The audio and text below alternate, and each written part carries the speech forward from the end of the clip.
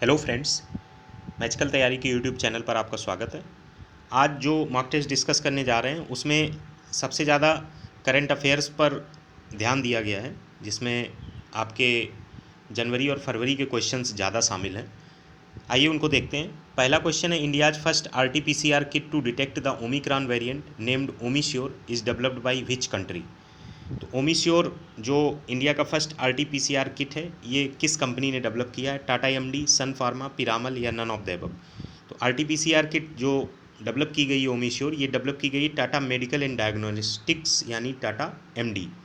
और ये स्ट्रेटजी जो यूज होती है वो yes gene target failure strategy use होती है इस किट के थ्रू। तो इसका करेक्ट ऑप्शन ए है, इंपॉर्टेंट करंट अफेयर है। जो लोग SSC JEE के लिए कुछ पूछ रहे थे स्ट्रेटजी वगैरह और किस तरीके से तैयारी की जाए, उसके लिए हम क्या हेल्प कर सकते हैं, तो उसके लिए चीज़ें तैयार हो रही हैं, फ्रेमवर्क तैयार हो रहा है। जो भी चीज़ें हम आपके साथ अवेलेबल कर सकते हैं, जिस तरीके का भी कोर्स वगैरह जो हेल्प कर सकते हैं, that will be very soon in front of you. ज़्यादा से ज़्यादा 1 या 2 दिन लगेंगे। चलिए खैर, अगले क्वेश्चन देखते हैं। एज पर IEA international energy agency, India would surpass China as the world's third largest ethanol consumer by.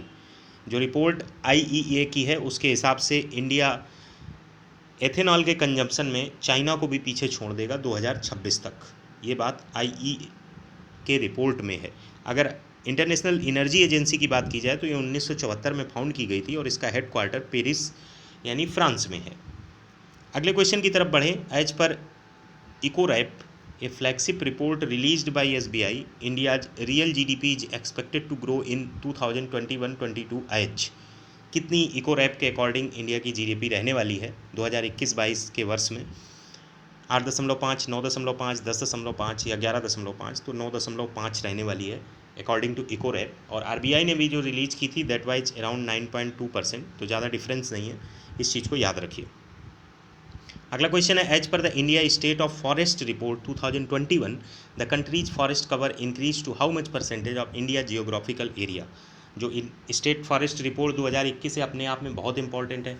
कौन से जंगलों में, किस राज्य के जंगलों में वृद्धि हुई है, किस राज्य के जंगलों में कमी आई है, कितने प्रतिशत वृद्धि हुई है, कितने प्रतिशत कमी आई है, ऐसे प्रश्न किसी न किसी एग्जाम में किसी न किसी तरीके से पूछा जा रहा है। तो उनमें से ही एक प्रश्न है कि जो फॉरेस्ट कवर है कंट्री का वो बढ़ा है तो कितने % बढ़ा है? तो वो बढ़ा है 21.71% बढ़ा है। तो इसका करेक्ट ऑप्शन सी पार्ट हो जाएगा। अगला क्वेश्चन है, Barbados island is located in which sea. ये जनवरी में चर्चा में रहा था तो क्वेश्चन बन सकता है। ये आइलैंड अगर आप फिगर में देखेंगे तो ये आइलैंड पड़ता है कैरिबियन सागर में। और अगर वैसे पूछा जाए तो ईस्टर्न साउथ ईस्टर्न कैरिबियन सागर में पड़ता है। तो इसका करेक्ट ऑप्शन ए पार्ट होगा, कैरिबियन सी। बारबाडोस आइसलैंड अगर मैप के थ्रू देखें, वेंजुएला इधर है, गुयाना इधर है और ये कैरिबियन सी है और ये बारबाडोस। तो करेक्ट ऑप्शन ए पार्ट होगा। Which institute released a report titled banking on electric vehicles in India या banking on EV in India. कौन से इंस्टीट्यूट ने रिलीज की है? नीति आयोग ने, Rocky mountain institute, RMI India या ऑल ऑफ द अबव।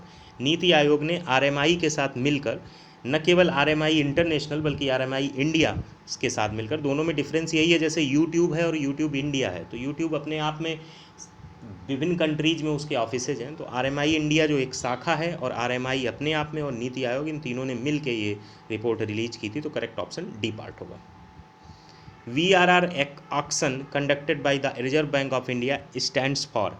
इसका क्या मतलब है? इसका मतलब है variable rate repo auction. Variable rate repo auction, ये VRR ऑक्शन का मतलब है। करेक्ट ऑप्शन ए पार्ट होगा। अगला question, who wrote the book titled A little book of India celebrating 75 years of independence. ज़्यादातर जो में लिटिल बुक लगा है उसको लिखने वाले रस्किन बॉन्ड ही हैं।